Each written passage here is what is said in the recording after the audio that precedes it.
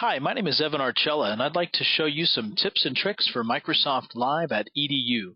Let's look at auto replies and email signatures in Outlook Live.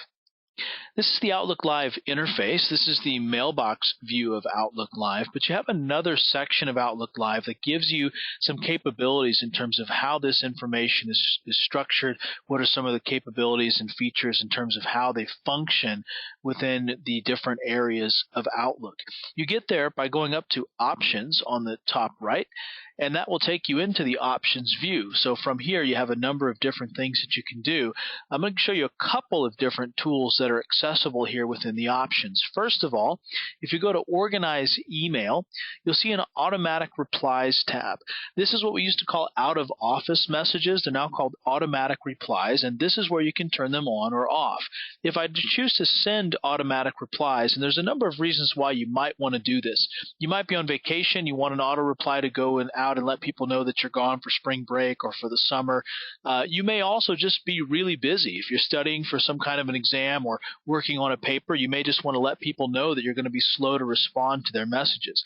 So you can turn on that auto reply here, and actually you can schedule it to come on and off at specific times. So if you don't want to worry about remembering to turn it on as you're about to head out for spring break, you could turn it on here. You can go ahead and schedule it to come on Monday, go off on Friday, and that's just going to happen automatically. You'll also notice if you scroll down, you'll see the opportunity to send replies to external senders.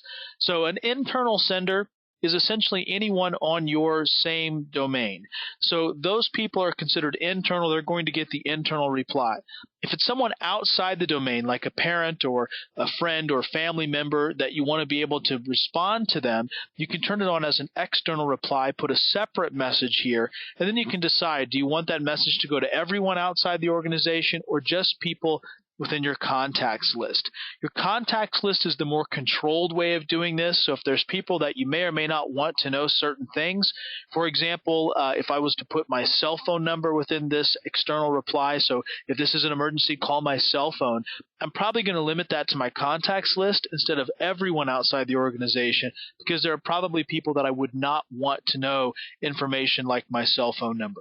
So you can make that determination here. Once you've configured it the way you'd like it, make sure you come down to the bottom right, click Save, and that'll save that setting. Now, on the left-hand side here, you'll also see a settings area. If you go to settings, this is where you could adjust some of your email or calendar settings. I want to point out here the email signature. It's at the top left of this section. You can go ahead and type in an auto signature here. You have some rich formatting tools that you can take advantage of. You have only one signature here in Outlook Live. If you use the full Outlook client, you can create other signatures, and you can be able to use multiple signatures within the full client. In the browser, you have one. This is where you're going to configure it. And you can check a box here that will automatically include that signature on all messages that you send from the Outlook Live browser interface. You have the opportunity of turning that on. If you leave this clear, there will be a button in an individual email message where you could apply that auto signature one at a time as necessary. So this is the options area. A number of interesting things you can do here. Auto replies, email signatures are just two of them. I'd encourage you to spend a little bit of time getting familiar with this particular interface.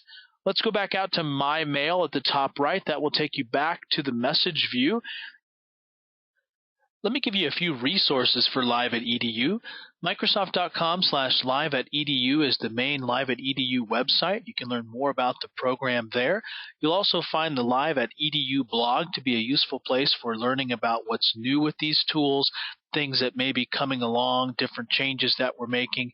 You'll also find help.outlook.com to be a helpful place for the Outlook Live application itself. This is the same place you can get to if you go to the little blue circle with the white question mark in it within the Outlook Live application itself. Both ways will take you to help.outlook.com. Also, if you go to Bing, do a search for Office Web Apps Product Guide, you'll get a detailed PDF on all the features that are included in our Office Web Apps applications, which are now integrated into SkyDrive, which is another Live at EDU technology. Thanks again for your time today. I look forward to having you on another screencast.